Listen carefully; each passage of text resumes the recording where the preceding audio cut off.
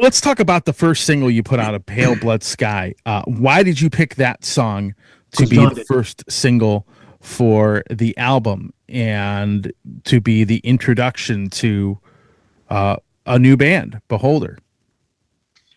Just give me 1 second on that.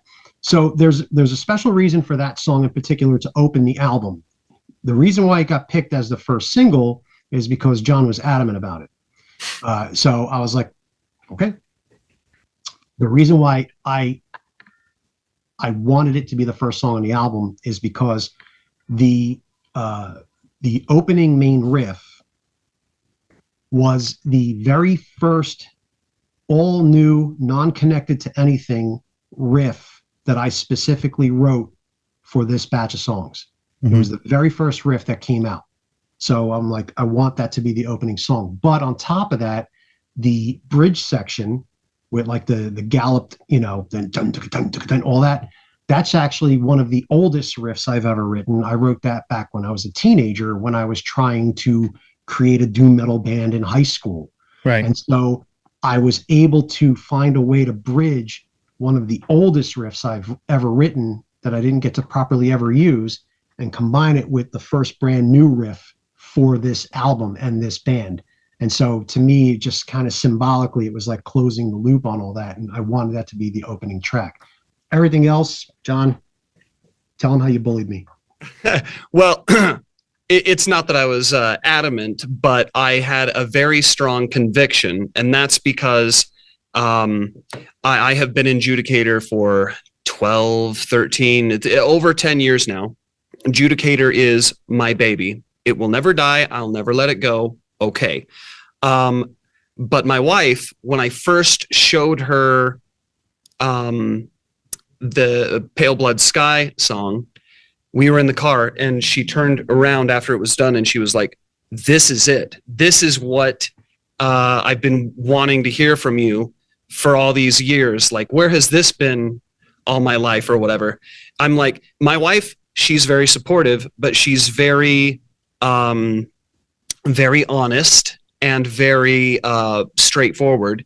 And so when that was the first time after hearing A Pale Blood Sky that I had ever gotten a like, whoa reaction from her. Mm-hmm. So I love the rest of the album. I really do. There's a lot of ups and downs. It's a roller coaster, but having that kind of a response from somebody whose main style of music is not metal, left a very strong impression on me. I thought that is the song that should be people's first impression of the band. Sure. Well, having listened to the Judicator stuff, there's definitely a difference on how you approached the band that you've been in for a long time and how you approach your vocals on this record. And I would probably tell you, and I've said this before, and I said this in a review, that I believe wholeheartedly that you as a singer could branch off into different styles of heavy metal. And I think you become a better singer when you sing other things aside from what you're used to doing. So one of my biggest compliments about the album is the fact that you branched out, and your vocals on this album are really not the same in Beholder. Beholder, I'm sorry, Judicator, when I listen to it, it's a lot like a power metal band. Those power metal bands where the vocals almost have the singer like telling a story with their vocals. Maybe that sounds a little crazy to you, but like when I listen to you, I think of, because there's a lot of power metal bands that do that. You guys have more of a European power metal sound, and your vocals on that kind of music, it's a lot like that. When you go to this band, it's a 180 from what you are normally doing.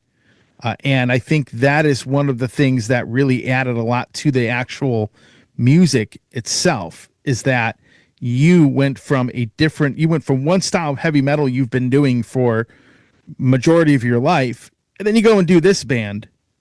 And, I think you're right about the single. I think that is something that you get a lot of attention to it. And then it brings us to the next single, which obviously is going to has a guest vocalist on it from Amorphis. Let's talk about that. We'll kind of transition into that because I think that is the second single. Am I correct? That's the next. Yeah. So I think it was. So here's the thing. I think it was important you put a song out like, Pale Blood Sky, because you want to draw attention to the actual music the band is putting out itself. Whereas if you came out with a song with a guest singer from a well-known band, then people aren't going to pay as much attention. They're going to think of that. And every other single you put out after that, the band's really not going to get recognized for the music it's put out. So I think it's a smart. We'll talk about this here in a second, but I think you guys did a lot of very smart things in promoting this. But talk about that single and talk about how that came together with a guest vocalist from Amorphis. That a very well known band, perfect guy to be a guest on an album like this as well. And whoever wants to answer that, you can. But I just think that it was really nice little touch to put him on this record. Don't make me answer this. I know. I saw you go like this. I thought you were like, oh no. I was trying to point like, you do it. Okay. I got this one. So to your point, it was never a consideration to have that song be the first single.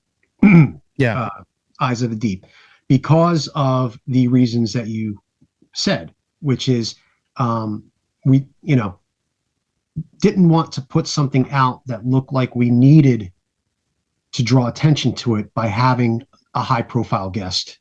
Mm-hmm. Like, you'll like us because of this other person on here. We wanted the first single, regardless of what it would have been. I think I had picked a different song as my first choice for a single, but John was like, I will crush you. I'm 6.5 feet tall. I will crush you.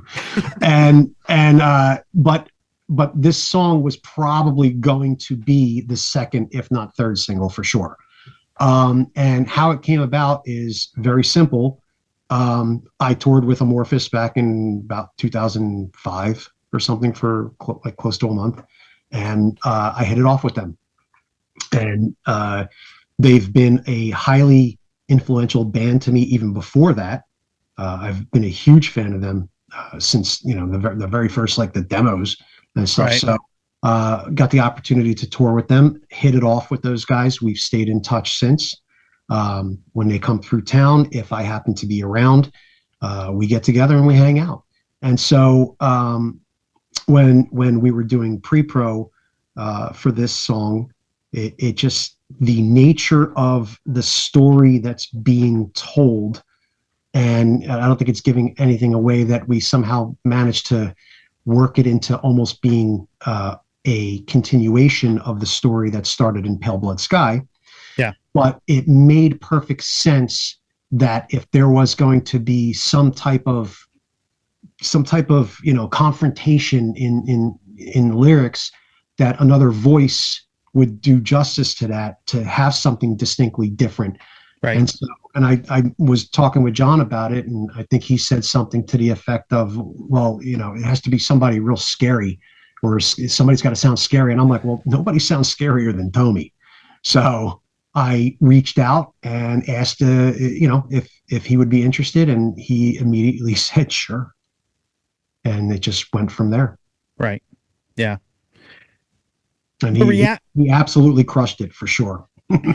Hey everybody, Tony here from the Metal Command podcast. Again, I appreciate your support. Since 1998, I have hosted this show in one form or another, starting off in radio and now in the podcast format. Again, thanks for watching. And if you like what you see and hear on this show, by all means, please hit the subscribe button, hit the little bell to be notified anytime I do post a video. And if you see this program on any other form of social media, please give me a follow there. Again, I always appreciate your support.